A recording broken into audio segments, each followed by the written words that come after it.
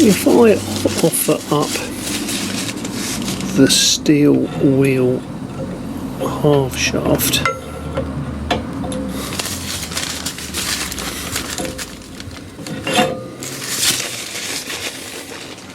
and that's the separate spacer, there is a large gap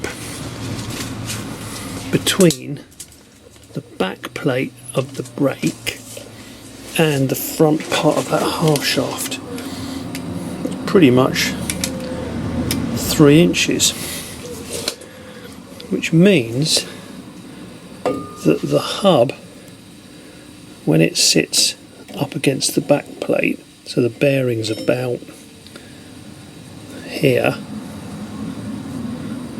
when that sits against the shoulder, there's still a large gap between the end of the half shaft and the hub. Even that spacer is not going to fill that. If I put the half shaft in that contains the hub for the wire wheel, that tucks up really nicely on the bearing.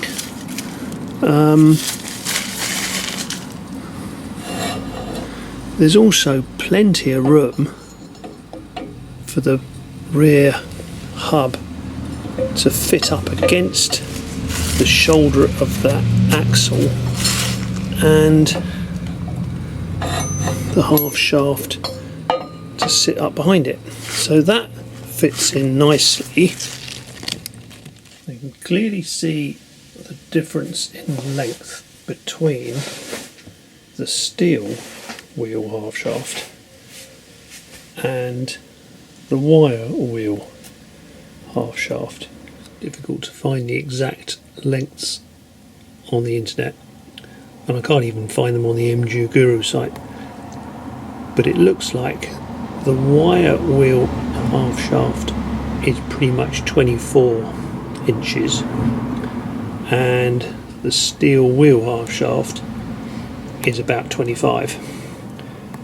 They do say that the steel wheel half shaft is actually 7/8 of an inch longer, which is just about noticeable there, I think.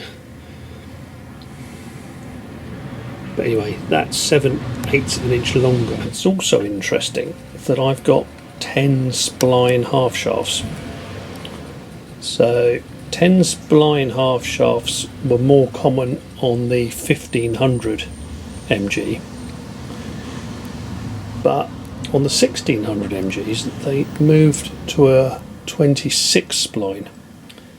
I did manage to get some of these until I found out that I had 10 spline, but my chassis was 94516 and they only put 10 spline half shafts on the 1600 up to chassis 68851, which means at some point when the disc wheels were removed from this car, I'm guessing a wire wheel axle was purchased, and it obviously has come off a 1500 car and fitted onto the 1600, which might explain why I've got 10 spline half shafts and wire wheels on an original disc wheel car.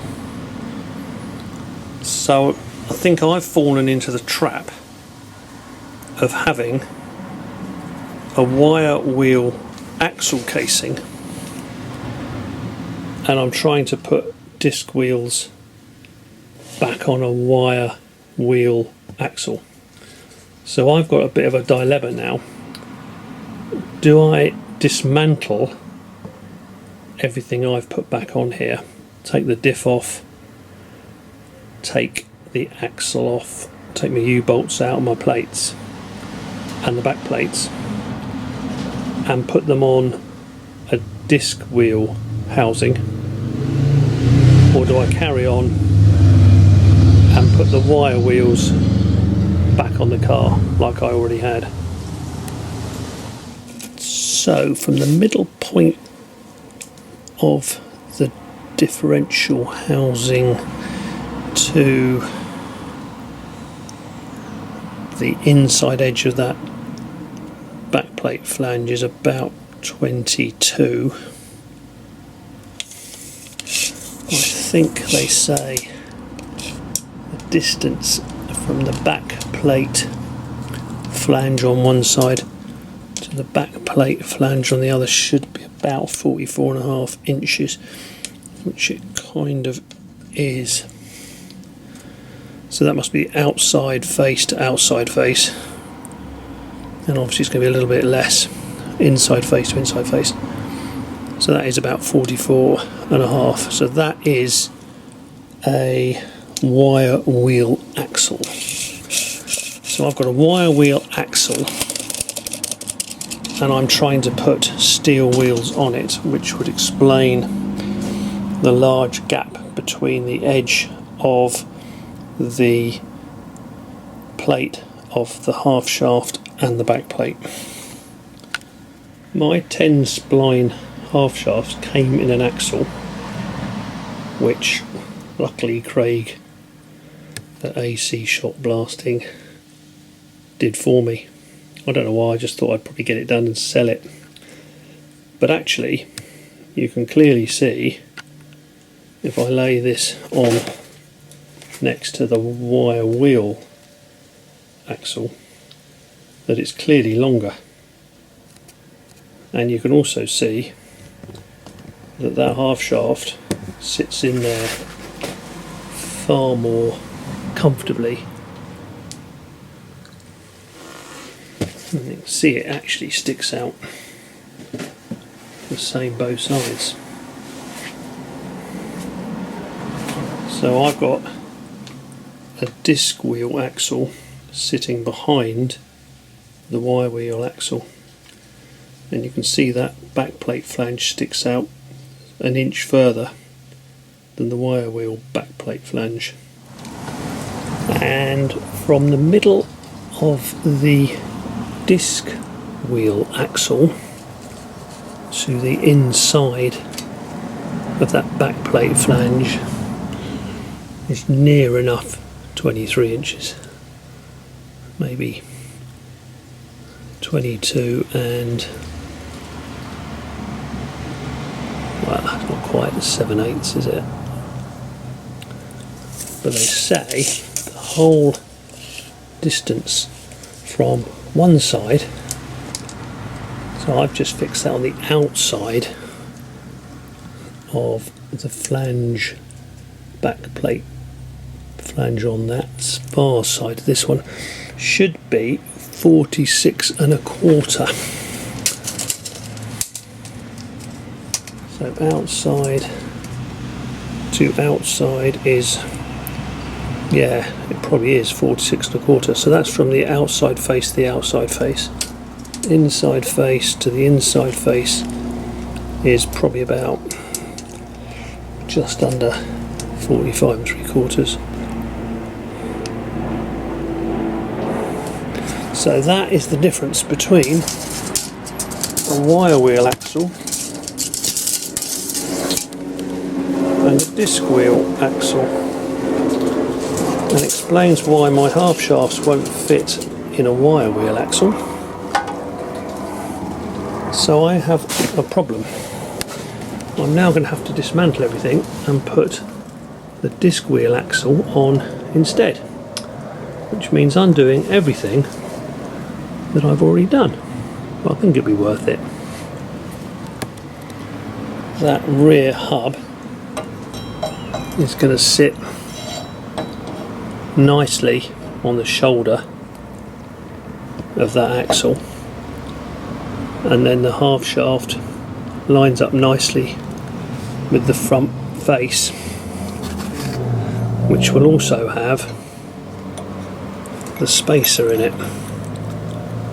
So the spacer will sit in there, so that's nice and flush, and then that will sit nicely up against the half shaft for the steel wheels, and it also sits nicely back on the shoulder of that disc wheel axle. So the only thing I then have to do is change the length of these studs. So they are obviously for wire wheels, holding on a wire wheel hub. I've also got to ponder whether I actually buy new disc wheel hubs, which obviously need new bearings. Obviously we can press them in. I've got the spacer, but maybe they'll come with the longer studs, or whether we press these studs out and put longer studs in. So buying longer studs will be cheaper, but we'll have to press those out and put the new longer studs in, and I don't know how complicated that is, or whether I just bite the bullet and buy new rear bearing hub holders that probably come with longer studs, and a new set of bearings, and get them pressed in. So obviously one's going to be a few quid and one's going to be probably hundreds, but I need to think about that. But I definitely need longer studs. So if we take the hub, and then we have our spacer, and then the half shaft goes in like so, and then on top of that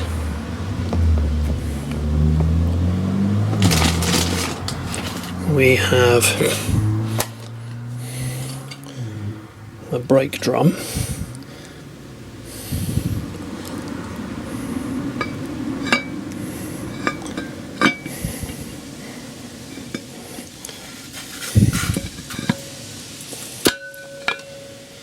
which sits on like that, and then on top of that we have a wheel. It's getting a bit difficult to hold. There isn't very much space for the nuts to wind down on the threads, so that's why they need to be longer. They are just not going to have enough thread, so we need longer studs on those hubs. So I think I'm going to look into some costings of new bearings and rear hubs for steel wheels versus new studs, and then at least I've got a whole set of things I need if I ever need to put the wire wheels back on. In the meantime, I'm going to start dismantling everything I've done on the rear axle, so thankfully I now know how to do that. And then I'm going to swap my wire wheel axle for the disc wheel axle, but I'm hoping that may help somebody, because it was actually quite confusing working all this out, but now it's become much clearer as to the predicaments. So we have got different length axle housings, we have got different length half shafts for steel and wire wheels, but it does look like the actual bearing holders are the same for both. So I hope that has actually cleared up a few problems, although obviously I've stepped right into that bear trap.